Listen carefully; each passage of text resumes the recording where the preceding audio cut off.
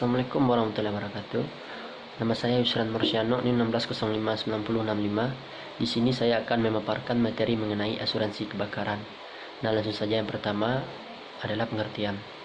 Asuransi kebakaran adalah asuransi yang menjamin kerugian atau kerusakan pada harta benda atau sebuah kepentingan yang secara langsung disebabkan oleh kebakaran, petir, ledakan, kejatuhan pesawat, dan asap, yang mana terjadi karena kecelakaan atau tidak disengaja. Nah, selanjutnya syarat umum asuransi kebakaran. Yang pertama ada pembayaran premi. Terdapat dua syarat pada pembayaran premi. Yang pertama, perjanjian bertanggung ada ketika hal itu diadakan.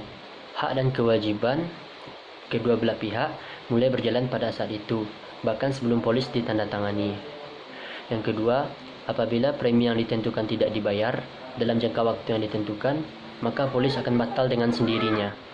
Nah, selanjutnya adalah pertanggungan lain. Pada waktu perjanjian pertanggungan dibuat, tertanggung wajib memberitahukan penanggung segala pertanggungan lain atas harta benda atau segala kepentingan yang sama. Nah, selanjutnya adalah perubahan risiko.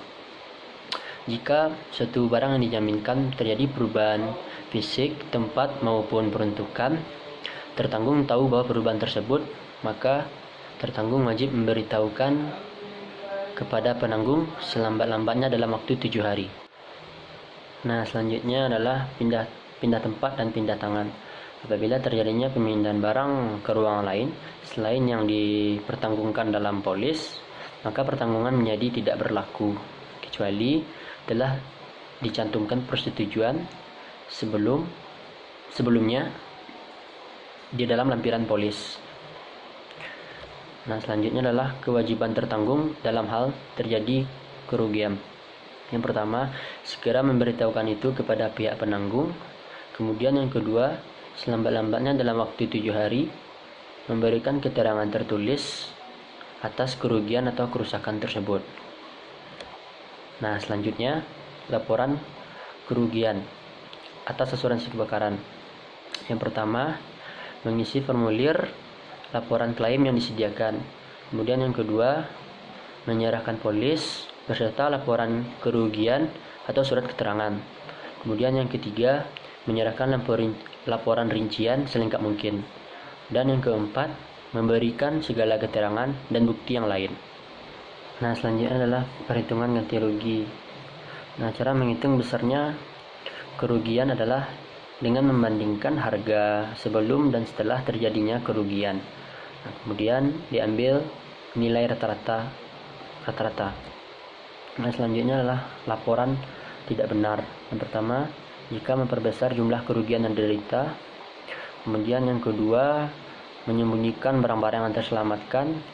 Kemudian yang ketiga, menggunakan surat atau alat-alat bukti palsu. Kemudian yang keempat, terbukti melakukan kelalaian yang melampaui batas, maka pihak tertanggung tidak berhak menerima ganti rugi.